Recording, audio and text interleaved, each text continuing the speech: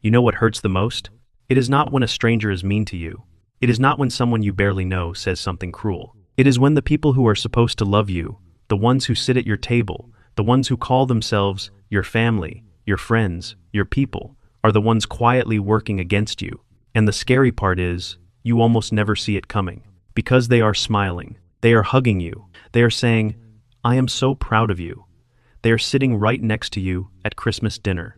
But behind your back, it is a completely different story. You notice little things. A comment that felt like it went just a little too far. A joke that did not feel like a joke. The way they talked about your dream, like it was something funny. The way they never showed up when it actually mattered. And then you start to wonder, do these people actually want good things for me? Or are they just comfortable being around me as long as I stay small? If you have ever felt that, if you have ever sat alone with that quiet, uncomfortable question and not known what to do with it, this video is for you. Because today, I am going to tell you exactly what is happening, exactly why it happens, and exactly what you need to do when the people closest to you are secretly hoping you fail. Stay with me, because this one is going to change something in you. First, let us talk about what is actually going on. Because when you first start to feel this, your brain does not want to believe it. You make excuses. You tell yourself you are being paranoid. You tell yourself that people are just busy, just stressed, just having a bad day. But deep down, you feel it. There is a word for what you are experiencing. It is called tall poppy syndrome, and it is one of the most common and least talked about things that happens inside families and friend groups. Here is what it means in simple terms. When you start to grow, when you start to rise above where you used to be, when you start becoming something bigger than what the people around you expected, some of those people feel threatened. Not because they hate you, but because your growth holds up a mirror to their own lives, and they do not like what they see in it. You remind them of the business they never started, the dream they gave up on, the life they told themselves was not possible. And instead of being inspired by you, they feel judged by you, even if you never said a single word to judge them. So what do? They start pulling quietly, a discouraging comment here, a little doubt planted there, a story told about you to someone else that paints you in a way that is just slightly wrong. They are not trying to destroy you in one big moment. They are just trying to bring you back down to where they are comfortable, back to the version of you that did not make them feel so uncomfortable about themselves. And here is the painful truth. They will never tell you this is what they are doing. Most of them do not even know that is what they are doing. It lives underneath their awareness. It comes out sideways. But you feel it, and now you know what it is. So how do you know for sure? How do you tell the difference between someone who is genuinely on your side and someone who is secretly cheering for you to fail? Here are the signs that tell you everything you need to know. Watch what they do when something good happens to you. A person who truly loves you will light up. They will be excited. They might even be more excited than you are. Your win feels like their win too. A person who secretly resents your growth will pause. Just for a second, you almost miss it, and then they will say something. Something that sounds like a compliment but leaves you feeling deflated. That is great. I just hope you do not get too ahead of yourself. Wow. I just did not expect that for you. Good for you. Just be careful.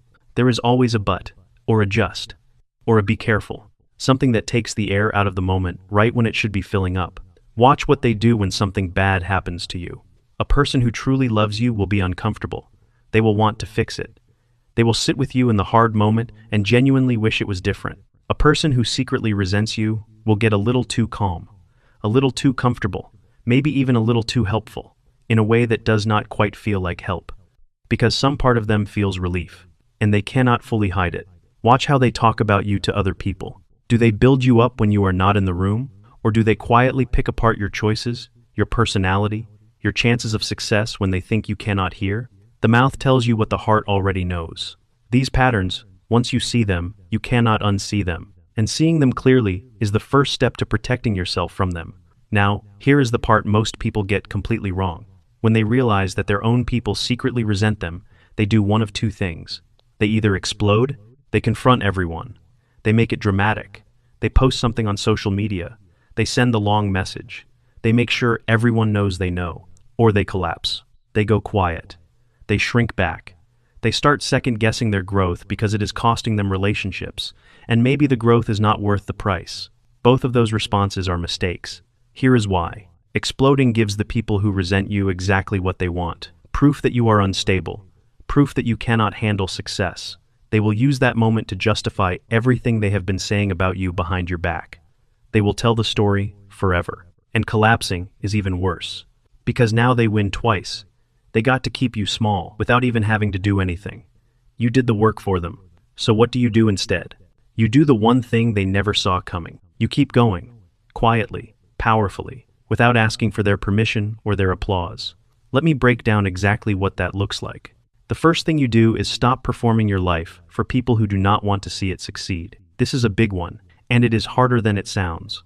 When you are excited about something, your instinct is to share it with the people closest to you. You want to celebrate with them. You want them to be part of the moment. But when the people closest to you are secretly rooting against you, sharing your wins with them before those wins are solid is dangerous, because they will find a way to poke holes in it. They will ask the question that plants doubt in your head right when you need confidence the most. They will share the story with someone who will share it with someone else, and somewhere along the way the story will change.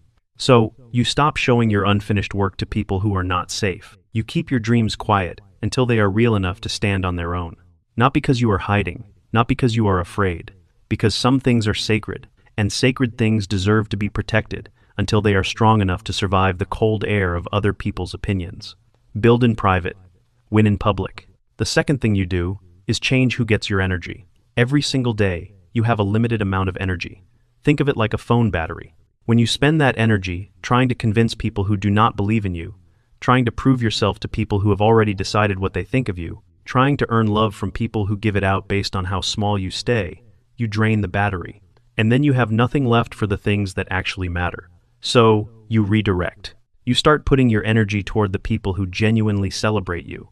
The friend who responds to your good news with real excitement. The person who checks on you after a hard week. The mentor who tells you the truth because they want you to win, not because they want you to doubt yourself. And if those people are hard to find right now, you put the energy into yourself, into your work, into your growth, into becoming so grounded in who you are that other people's opinions stop having the power to destabilize you. This is not about cutting everyone off. It is not about becoming cold and isolated. It is about being intentional with the most valuable thing you have, your attention and your time. Because where your energy goes, that is where your life goes. The third thing you do is the one that takes the most strength. You grieve it. And I do not mean fall apart. I mean you let yourself feel the real weight of what this is. Because losing the version of your people that you needed them to be is a real loss. Even if those people are still standing right in front of you.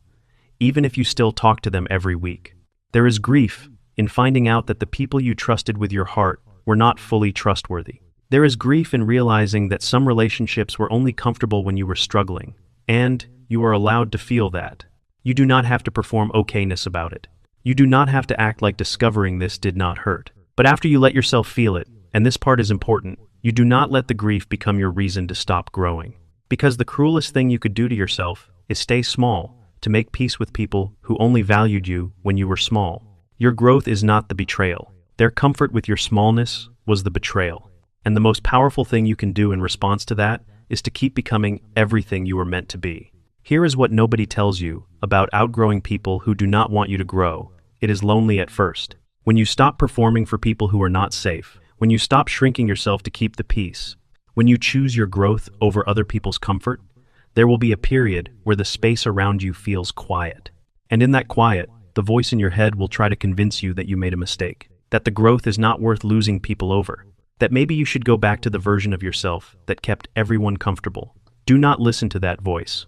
That quiet is not emptiness. That quiet is space. Space for new people who match where you are going. Space for relationships that are built on real love, instead of comfort and control. Space for you to finally hear your own thoughts, without them being drowned out by people who were never really cheering for you. The loneliness is temporary. The growth is permanent. And the people who find you on the other side of it, the ones who show up after you have already become, those people will be the ones who love you for what you are actually becoming. Not for how convenient you were when you were staying small. Here is what I want you to walk away with today. People who secretly resent your growth are not your enemies. They are people who got stuck, and your movement makes their stillness visible, and that is uncomfortable for them. And instead of moving themselves, they try to pull you back. That tells you everything about where they are, and nothing about where you deserve to go. You do not fight them. You do not beg them. You do not shrink for them. You simply keep going, quietly, consistently, without needing their applause. Because the most powerful thing a growing person can do when the people closest to them are secretly hoping they fall is to refuse to fall.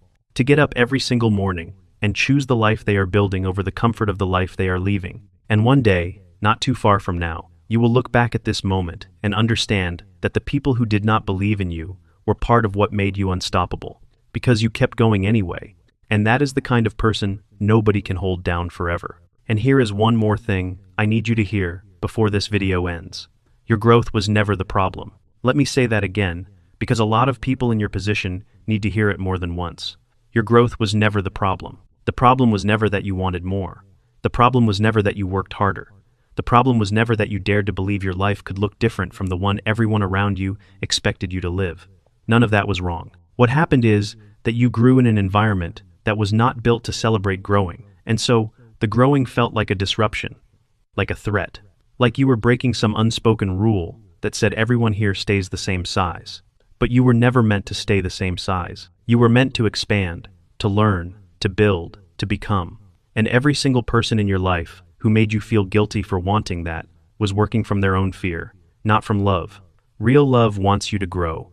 Real love does not put conditions on your becoming. Real love does not get quieter when your life gets louder. So as you move forward from this video, I want you to carry this with you. You do not owe anyone a smaller version of yourself. Not your family, not your oldest friends, not the people who have known you the longest. Long history does not give someone the right to limit your future. Keep going, keep building, keep becoming, and trust that the right people will find you there.